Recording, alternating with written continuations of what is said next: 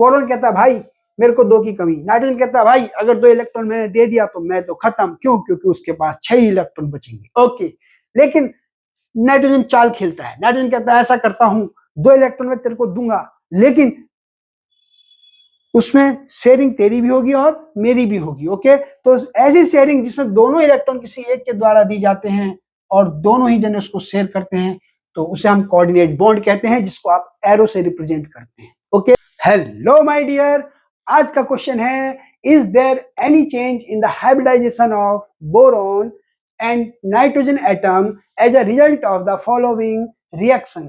अब वो जो फॉलोइंग रिएक्शन है, हमने स्पेस कम ना हो जाए इसके लिए उस पर आगे ही लिख दिया है BF3 plus NH3 equal to F3B.NH3। Okay, Hindi में इसका अर्थ ये है कि जो बोरॉन और नाइट्रोजन है, वो जो रिएक्टेंट साइड में जो कंपाउंड में उनका जो हाइब्रिडाइजेशन है, वो रिएक्शन के बाद जो प्रोडक्ट में बोरॉन और नाइट्रोजन एटम है उनका हाइब्रिडाइजेशन चेंज हो जाता है क्या?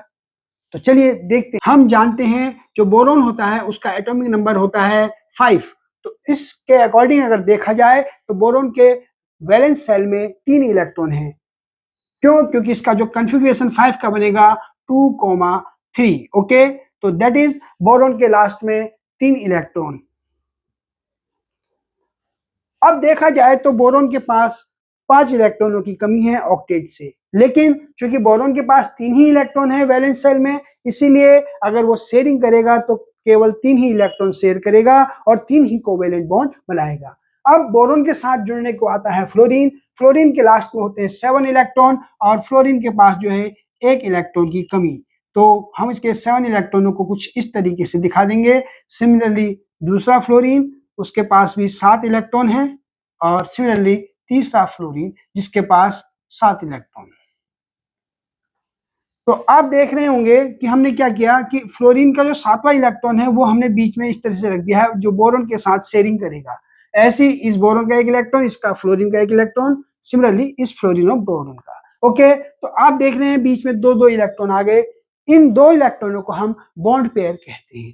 तो आप टोटल देखेंगे तो 1 बॉन्ड पेयर, 2 बॉन्ड पेयर और 3 बॉन्ड पेयर हैं बोरॉन एटम के चारों तरफ। तो अकॉर्डिंग टू VSEPR थ्योरी, जब 3 बॉन्ड पेयर होते हैं और 0 लोन पेयर है, तो उस समय टोटल इलेक्ट्रॉन पेयर 3 कहलाएंगे, और 3 पे जो अरेंजमेंट होता है ट्रायगोनल प्लेनर होता है। इसीलिए हम बोरॉन के जब शुरू में 3 इलेक्ट्रॉन रखे थे तो इस तरीके से रखे ताकि ये ट्रायगोनल प्लेनर अरेंजमेंट डेवलप करे। ओके, अब इसमें अगर देखें तो जो बोरॉन होता है उसका हाइब्रिडाइजेशन होता है sp2।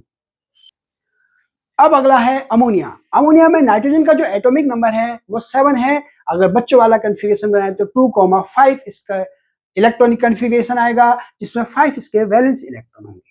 तो वैलेंस का मतलब लास्ट सेल के इलेक्ट्रॉन। तो 5 इलेक्ट्रॉन हैं, हम कुछ इस तरीके से इसे रख देते हैं और बताएंगे इसको हमने इस तरह से क्यों रखा गया। और हाइड्रोजन है, हम जानते हैं हाइड्रोजन का एटॉमिक नंबर 1 होता है, इसके लास्ट में 1 ही इलेक्ट्रॉन है। सिमिलरली दूसरा हाइड्रोजन, ऐसे तीसरा हाइड्रोजन। ओके, तो तीनों हाइड्रोजन को हमने ऐसे रख दिया। अब नाइट्रोजन के 1-1 इलेक्ट्रॉन के साथ हर हाइड्रोजन का 1-1 इलेक्ट्रॉन शेयरिंग कर रहा है। बाकी 2 इलेक्ट्रॉन नाइट्रोजन के सिर पे ऐसे रह गए अनबॉन्डेड, जिसे आप लोन पेयर कहते हैं। Okay, these are lone pair electrons. आप देखेंगे नाइट्रोजन के चारों तरफ 3 तो बॉन्ड पेयर हो गए, 1 लोन पेयर, 4 इलेक्ट्रॉन पेयर हैं, 4 पे अरेंजमेंट होता है टेट्राहेड्रल। तो ऐसे केस में जो सेंट्रल एटम नाइट्रोजन है उसका हाइब्रिडाइजेशन होता है sp3। ओके, अब बोरॉन के चारों तरफ देखते हैं, 2 to 4 to 6। तो बोरॉन के चारों तरफ 6 इलेक्ट्रॉन है। ऑक्टेट पूरा करने के लिए अभी बोरॉन को 2 इलेक्ट्रॉनों की कमी है। अमोनिया में देखेंगे तो 2 to 4 to 6 and to 8 nitrogen जो सेंट्रल एटम है उसका ऑक्टेट पूरा है। बोरॉन को 2 की कमी है, नाइट्रोजन को कोई कमी नहीं, लेकिन नाइट्रोजन के सिर पे एक लोन पेयर है, अनबॉन्डेड इलेक्ट्रॉन पेयर है। बोरॉन कहता है भाई मेरे को 2 की कमी। नाइट्रोजन कहता है भाई अगर 2 इलेक्ट्रॉन मैंने दे दिया तो मैं तो खत्म, क्यों? क्योंकि उसके पास 6 इलेक्ट्रॉन बचेंगे। ओके, लेकिन नाइट्रोजन चाल खेलता है। नाइट्रोजन कहता है ऐसा करता हूं, 2 इलेक्ट्रॉन मैं तेरे को दूंगा, लेकिन उसमें शेयरिंग तेरी भी होगी और मेरी भी होगी। ओके, तो ऐसी शेयरिंग जिसमें दोनों इलेक्ट्रॉन किसी एक के द्वारा दी जाते हैं और दोनों ही जने उसको शेयर करते हैं, तो उसे हम कोऑर्डिनेट बॉन्ड कहते हैं, जिसको आप एरो से रिप्रेजेंट करते हैं। ओके, तो ये चीज बनेगी प्रोडक्ट साइड में। तो ये सिर्फ समझाने के लिए यहाँ पर हमने आपको बताया था। तो चलिए अब जरा प्रोडक्ट साइड में दिखाते हैं इसी को। तो थोड़ा सा इसको कॉम्प्लेक्स ना बने, इसको जनरल वे में बच्चों की तरह समझा देते हैं। ये बोरॉन था जिसके पास आप देख रहे हैं 3 फ्लोरीन एटम थे जो 3 सिंगल बॉन्ड बना रहे थे, उसको हमने कुछ इस तरीके से दिखा दिया। और नाइट्रोजन था जिसके पास 3 H थे, तो उसको भी हमने इसी तरीके से दिखा दिया। ओके,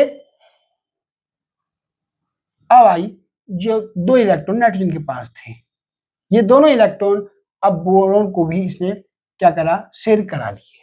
मतलब ऐसी शेयरिंग जिसमें दोनों इलेक्ट्रॉन किसी एक एटम के द्वारा दिए जा रहे हैं और दोनों एटम उसको शेयर कर रहे हैं, उसे हम कोऑर्डिनेट बॉन्ड कहते हैं। तो ये कोऑर्डिनेट बॉन्ड बन गया। अब यहां जरा समझने वाली चीज है, जब ये कोऑर्डिनेट बॉन्ड बना, अब ये सिंगल बॉन्ड बोरॉन का भी कहलाएगा, नाइट्रोजन का भी कहलाएगा।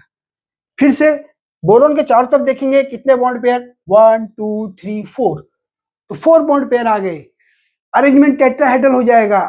तो ऐसे केस में बोरॉन का हाइब्रिडाइजेशन sp3 हो जाएगा।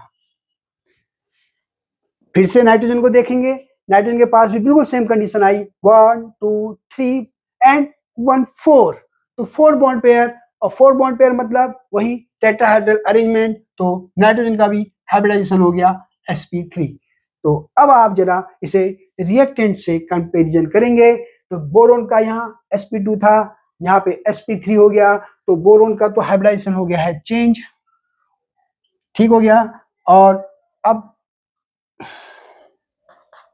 हाइब्रिडेशन हो, और नाइट्रोजन का देखेंगे तो sp3 से sp3 रहा, नॉट चेंज। तो अब आप आंसर दे सकते हैं इजीली कि बोरॉन का ही हाइब्रिडाइजेशन चेंज होगा, बाकी नाइट्रोजन का हाइब्रिडाइजेशन चेंज नहीं होगा। ओके, तो आशा करता हूं आपको ये समझ में आया होगा। तो प्लीज लाइक और सब्सक्राइब जरूर करिएगा मेरे चैनल को। Thank you, thank you, thank you.